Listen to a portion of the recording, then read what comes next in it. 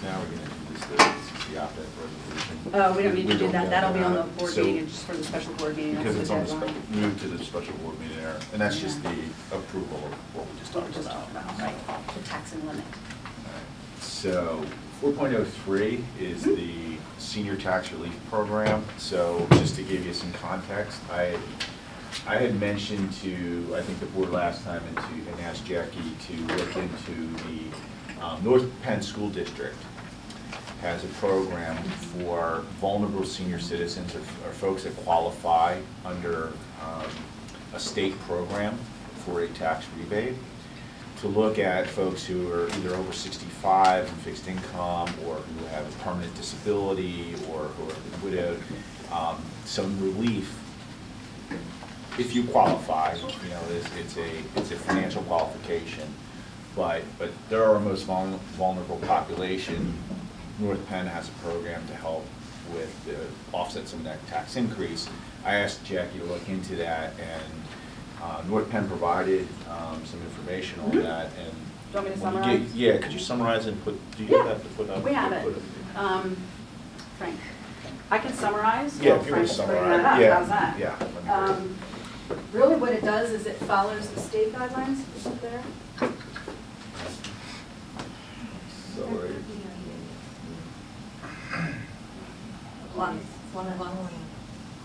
Oh, Tabasco presentation, it's right here. Exactly. So, just to summarize, it follows guidelines that were, that PDE, not PDE, the Department of Revenue has. The household limit for income is around 65,000. Frank, if you want to just go down, if you don't mind, to just where it shows. Right there, that's a good spot, program eligibility. So the state requires that the individual be 65 years or older, a widow or widower, age 50 or older, and then, or age of 18 or permanently disabled. The next one. These are the state's maximums as far as the rebate goes, but it really would be on a sliding scale of their income from 0 to 35,000. And what North Penn is doing is they're really saying, okay, they're in year one, they said, we'll give you 25% of what the state's rebate is, because we really don't know how many people will take advantage of it and where, you know, where they are. So they ended up moving it to 30% because they found out that although they budgeted $117,000 for the program, $35,000 is what they ended up spending. They had about 500 applications, maybe 30% of the population that they thought would apply for it. So, go ahead. Is that $650 total? Rebate. Yeah, Rebate. Correct. Rebate. I don't see what that does for anybody. Well, it's for the seniors. I mean, it's not. I know. A lot of them are going to pay $1,000 a month in taxes. Well, we'll hold public, so I appreciate that comment, and I'll definitely, I think when we ask, once the board's done, I'll ask if there's some public questions, since there are. Sure. But why don't we finish the presentation first? Yep, absolutely. So right now, our district is much smaller, less populated. Our budget wouldn't be 100,000. If the committee and the board are interested in us pursuing this, I would be recommending a lower budget than that, and we would bring all of the information back to you at the next finance committee meeting with respect to what forms we would use. But it would be really a low administrative cost, I think, because it's just going to follow the state guidelines. So in terms of administrative, it's not a real big burden. No, it wouldn't In be a terms of burden. financial impact, it's Right. probably minimal. Right, I think we would probably budget maybe 75,000, but we would judge then after the first year what. If it was similar to North Penn. Right, then it would be maybe 25, 30,000 in actuality, you know. Yeah. That's their percentage of folks who took advantage of it. So do we have, I'm assuming, like, I don't know if we even have enough, like, what are our numbers? How many residents do we have to compare to the resident? Our numbers are, they have 98,000 residents, we have 35,000.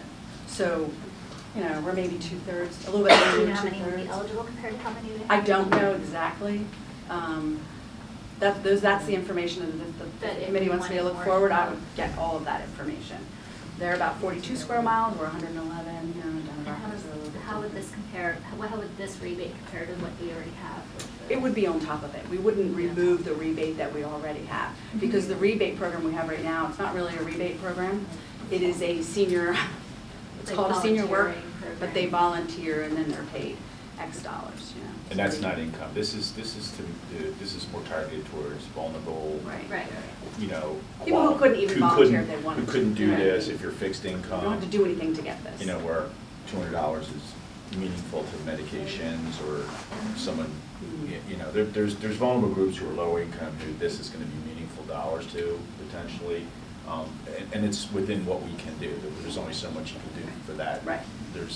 Our hands are tied a lot Yeah. on this, but to the extent we can do something, I asked that we looked into it. So the action required here would be to just ask Jackie to take the next step and to do exactly what you're asking to do, which is how many people are qualified, what's this really look like in terms of impact to us, based on these Mhm. data. The numbers we'll get from the state. The state, and say, okay, it's 20,000 or 30,000. Right.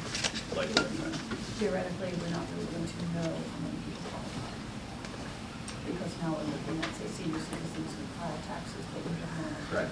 We, as a school district, don't have the right to get that information until they request. Well, Yes. Well, yeah, it's going to be an estimate. It really is going to be an estimate. We can get a certain amount of information. In the PA state program too, just so you know, they cut social security benefits in half, so it really brings those levels down. The other thing is, Jackie, just to be, the expense for this program would fit in our general budget, that's where it would be. It would come out of accounted the for. general budget, correct. It would come out of the general budget.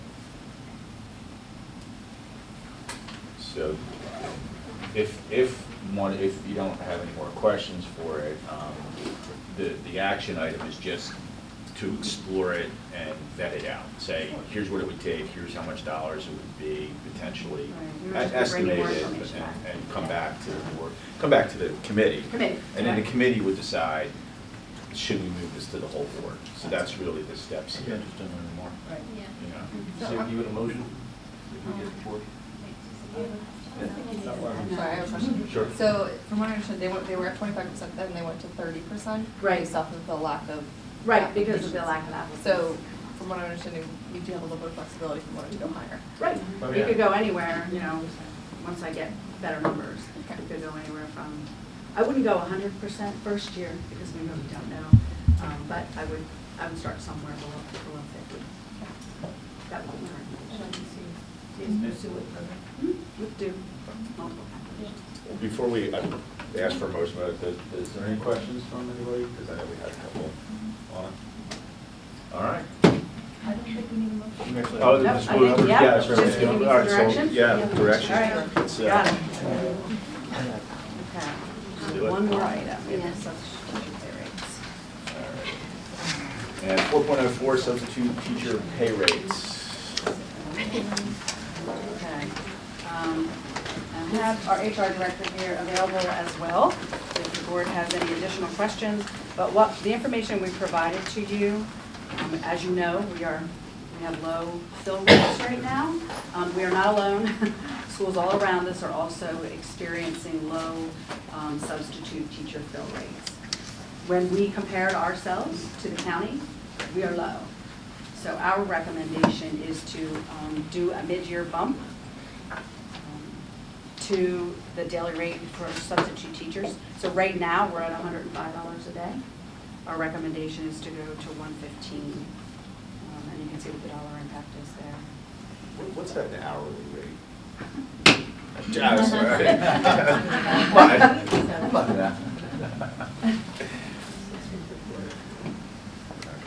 It's kind of low. Yeah. Yeah.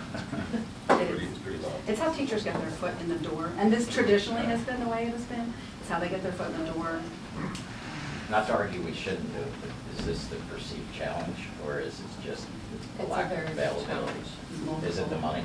I just was speaking with a gentleman who lives here in our community and commutes to Reading to substitute teach because he can earn $135 a day. So what was the number we joined for substitutes, what was it called again? ESS, so, right, thank you. So they can now, because we've joined ESS, they can now choose different districts and they can see the pay rates. So they can live here and obviously go teach somewhere else because they want to. That will really Am I struggle reading to this fill. right? Jackie? Yes. The 1 to 20 days over 20 days, can you just tell me really quick what are those? What does that say? It's in our contract, really. Oh, So how much it's do in our they get teacher's there? contract, They right, don't so know. they get a bump if they're here. So even if we increase to 115 is the recommendation and 125? 115 for 1 to 20 days, 120, that's the recommendation? Correct. So $10 a day. We would still be amongst the lowest. It would bring us to the average. Would it be What average? it's doing is it's bringing us to the average. Okay. Right. I can't do that. Yes. I guess my gut Last feel, line It's above moving the- it to 125. I misstated that, my apologies. The That's average what is confused you. 125. It's moving it to 125. Oh, move Over it 20 to days, go right, to, this one to up to the 115, 115. this one to 125. So what that means, 1 to 20 days, if you work in our district for 1 to 20 days, you get the 1 to 105 rate. Once you've worked over 20 days in any assignment, you get the higher rate. And then once you're doing a longer term assignment, you get $120. So recommending a bump into each one of those tiers.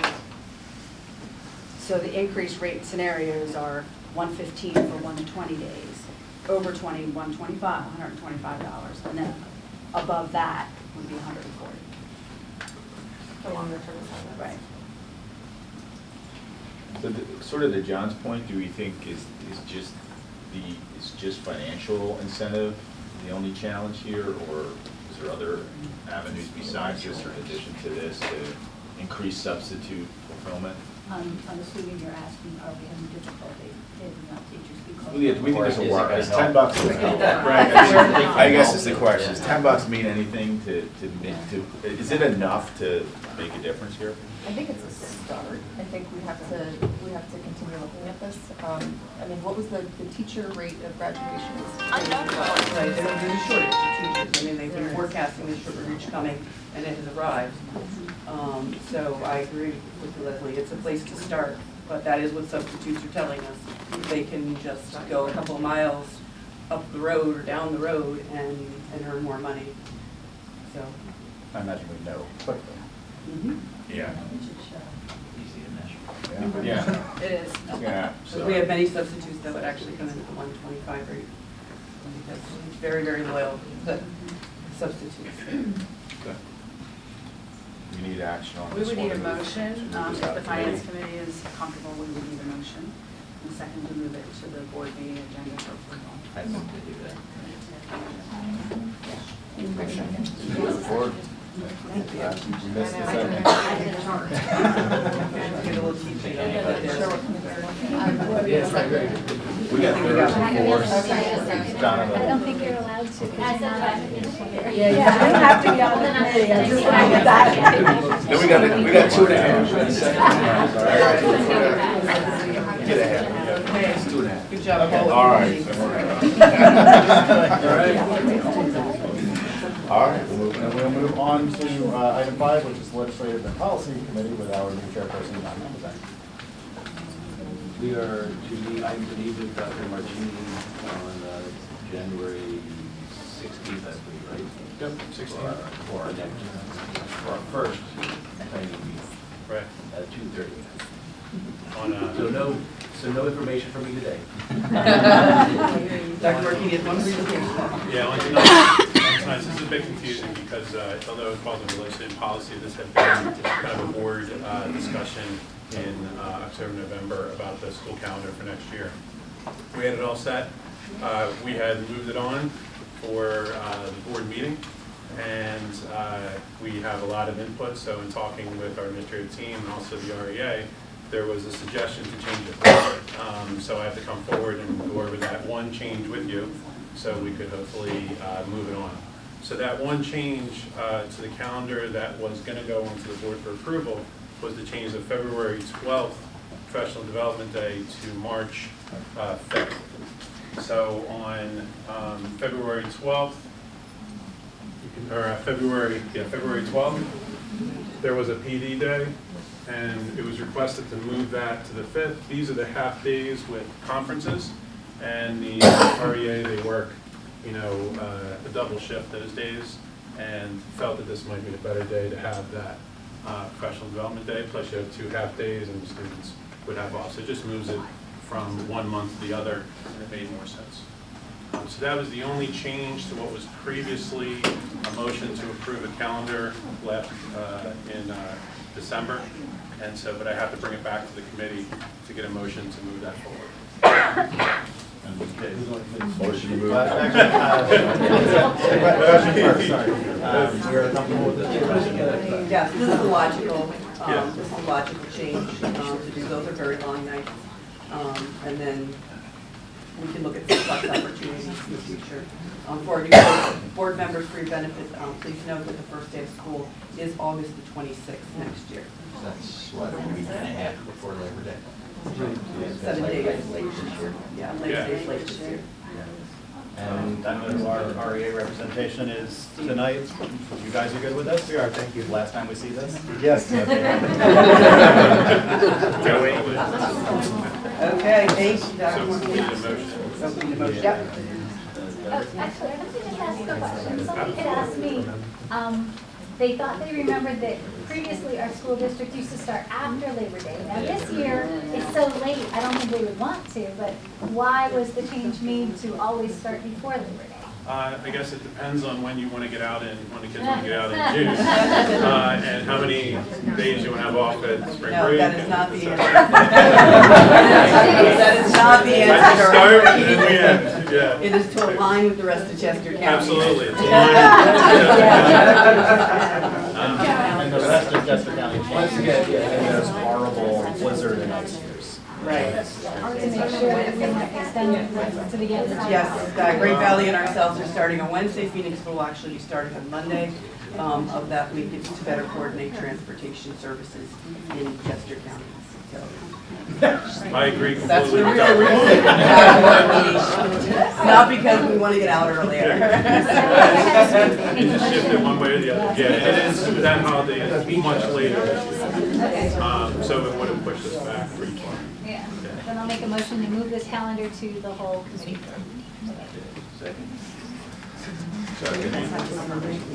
Yeah, who's on Well, the it's not the committee. I'll just super my initial thoughts. Yep. Yeah. Thank you very much. Okay, thank you. And that's You'll it. stay where you're at. I'm just gonna stand. Oh, that's right, we do it. You're on this. Benefit, I think we should go. Benefit of moving 3 committees, it'll be a lot easier to take motions.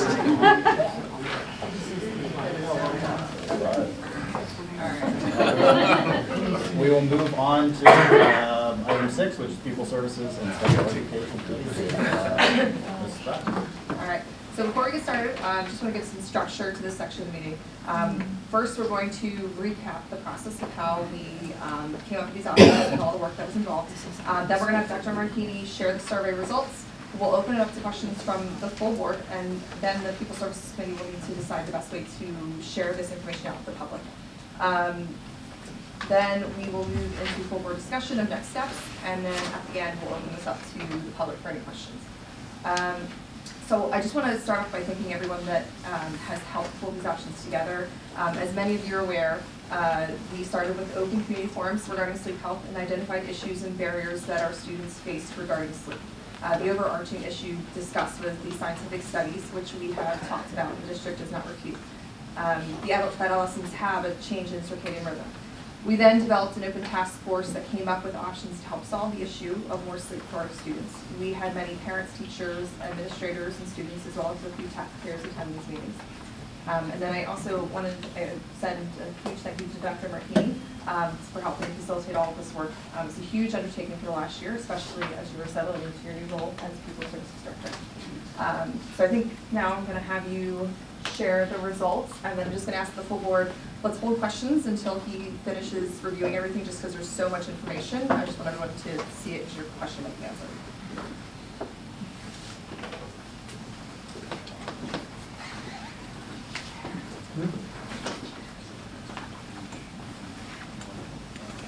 So I'd just like to go over the survey, but before I do, I want to make sure I just emphasize the fact that there's a lot of public meetings, we had a lot of forums, there's a lot of information that goes into it. This survey is one piece of all of those meetings, all of the information that's been, shared, discussed, et cetera.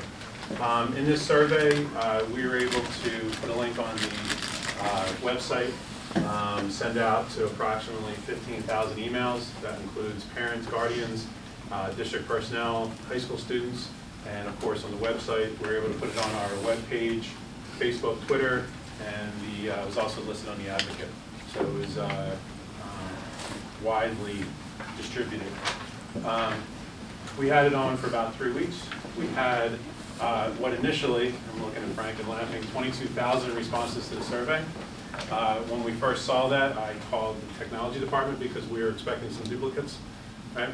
We had what appeared to be 3 or 4 major duplicates created by a bot or a program or something.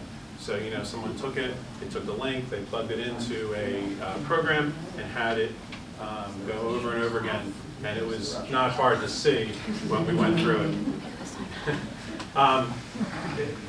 In looking at the Facebook information, people said, yeah, we can just do this. And you could see it right there that it was going to concur. We were looking for it. And then went through and looked at a few other duplicates that were pretty obvious based on all the data we saw. Broke it down, 5,762 are the number of responses that we reviewed. And as you see, the response rate, parent guardians, based on how many parent guardians that we have on record here, 31%. Grades 9 through 12, 85%, but I have a funny feeling that we had a number of middle schoolers take this, 7th and 8th grade. So I'm not, 9 through 12 would be 85%, which would be pretty high, but we don't know how many 8th graders may have taken it. And staff, 96%. Please keep in mind that I went around to every faculty meeting twice before even giving this to go over data last year, or go over information last year, this year, make sure they're aware of the different options, the meetings, and we've had on the website all of the information posted from the first meeting on. So there's a lot of information out there. Probably the main purpose of the committee was to get people talking about this, and yes, they did, as you're aware. So in looking at the delayed start survey, stakeholder participation, folks probably want to know, who took it. Parents, guardians, you can see it was about 45% of the total was 45%. Parents and guardians, 11.9 to 688. Related to staff and community members, 18%, 1,080, and then students, 1,400. So of the total number of responses, this is the breakdown of who actually responded to the survey.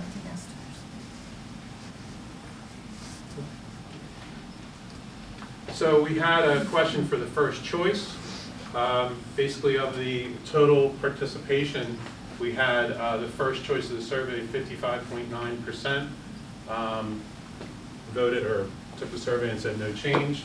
And then you can see that, for the optional hybrid online course with transportation for a 9 a.m. start, you have 17%.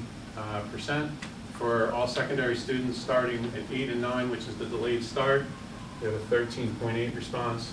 Optional hybrid online courses without transportation, you have 7%. And optional hybrid online courses with transportation, 8:15 a.m. start, was 5.6%. So the no change, and also looking at a 9 a.m. start with transportation seem to be the top two, followed by the others. Second choice, you can see the percentages of no change. Folks asked 44%. Said their second choice was no change. And then from there you go optional hybrid courses, 16%. You have the green hybrid online courses with 9 start, 13. 12% for the online courses with an 8:15 start.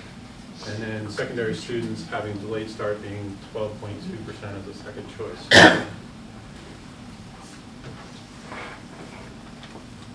And then this you can see, basically on your backup, it's too hard to go over everything, but basically this is the number of responses we had for each of the choices. I have a couple of file-up graphs, excuse me, but it'll probably illustrate this better. So the next question might be, what did folks vote for or go for, right?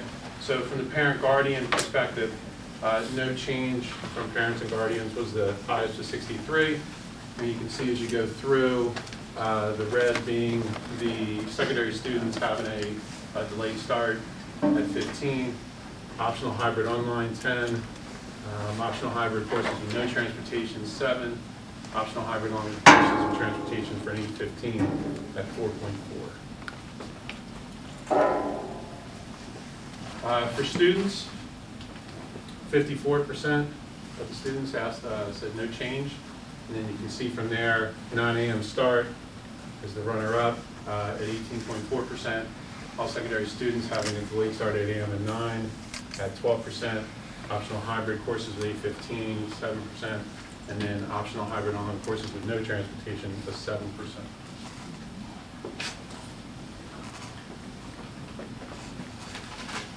Staff, 49.1, no change.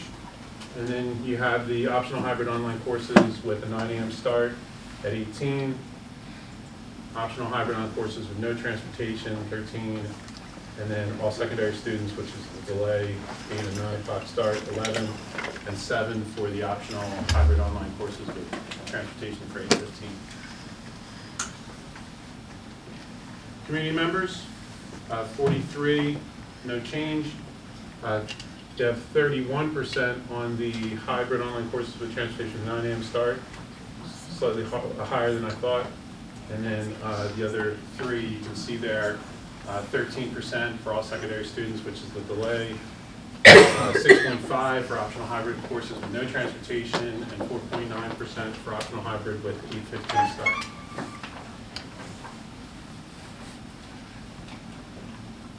All right, so does the full board have any questions about those survey results?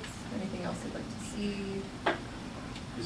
In the parent-guardian breakdown, is there a way to break it down, or do you have any data, like grade school parents, versus high school, like is there any?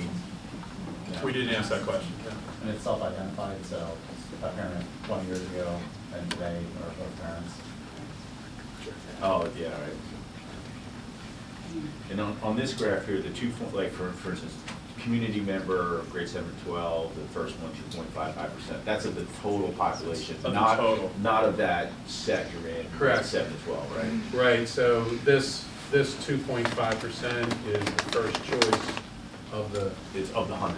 of the 100%. Not of the. Yeah, so what I did for those graphs was the breakdown by just community members, so it was, the question was, what did the community members overall vote for, or go for?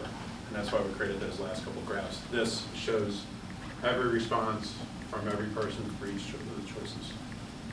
If you combined your entire survey, could you, I don't think I can get it from this chart, but what percent of people would have chosen no change as either their first or second choice? So this is the total number of responses. Yeah, that's first choice. Do you want second choice? So if you looked at those, if you looked at the entire survey, Yeah. how many people would have answered no change as either their first or second choice of your 5762? I mean, you don't have that, Yeah, but I'm just but asking yeah, if you you could. certainly have the whole spreadsheet with everything on it. We can certainly find that out. Almost all of Yep. them do them. It's not a problem. I wasn't, when we talked about ranking it, I'm not a big fan of statistical analysis of ranking, because you don't know how much less someone wants their second choice. It's a degree, so it's hard to say. In this case, you just get an idea of if there was a second choice, what it would be. I didn't do a comparison of how many people picked the same thing for first and second choice. Unless we had people that picked the same thing. They did. First and second. Yeah. So it was not limited out. No. No. Yeah, so you could say no choice, no change, Yep. no change, correct? Yeah. I was most interested in the first choice, Mhm. actually. Sure. Any other questions from the board? So pupil services, we just need to discuss how we want to share this out. So it's Kathy, John, and then Jennifer.